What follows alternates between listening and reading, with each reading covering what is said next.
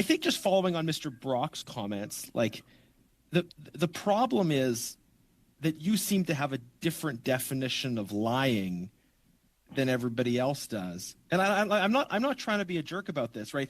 But you sent a text saying they are trying to find a home for this opportunity, and there is internal negotiations as to how best to position. And now you're telling us you didn't know that to be true, but you wrote that in a text message as a guess about something that might be true. You said something that you didn't know to be true as a guess. How is that not a lie? Chair, thank you for the question. It's absolutely not a lie. It's a hypothetical scenario. Okay, so like, why were you? Sorry. That doesn't make any sense to me. Right? Like, because the people who received the text clearly thought that you were saying something true, but you were describing a hypothetical that could have been. So explain this more. Absolutely, it was a text. It was a real quick. Hey, hypothetical. This is my guess of what's going on. End of story. Was there any context around this text that we're missing that would have explained that? Or did you say they are trying to find a home for this opportunity and there is internal negotiations as to how to best to position? Again, hypothetical. I have no idea.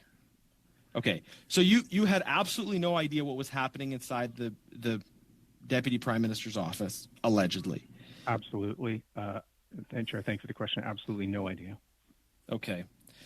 Sir, I have to say, just with respect to this investigation in general, our goal is at this committee is just to find out what actually happened. It's to get to the truth.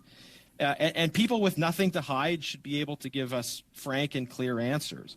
But what makes me, and I think many members of the public, even more suspicious about what's gone on in the context of this procurement is that we have witnesses give obviously absurd answers.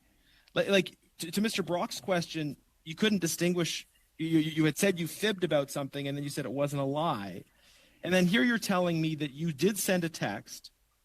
That the text you sent claims to have explicit knowledge of what happened inside the Deputy Prime Minister's office. You're saying you didn't have that knowledge that you claimed to. And now you're saying, well, it was because you were describing a hypothetical scenario. Like you weren't engaged in some kind of cosplay game. You were telling your client what you claimed to know was happening, and you're telling us you didn't know was happening.